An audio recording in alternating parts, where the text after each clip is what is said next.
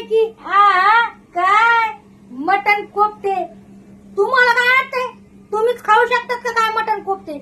आम्ही पण खाऊ शकतो.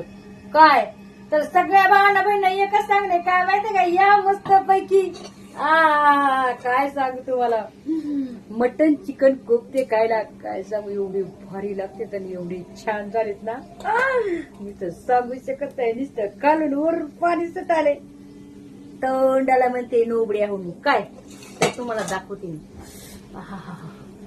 त्याला म्हणते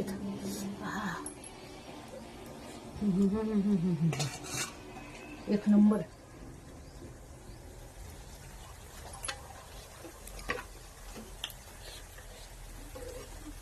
बाहेरून आणण्यापेक्षा तुम्ही घरी करा.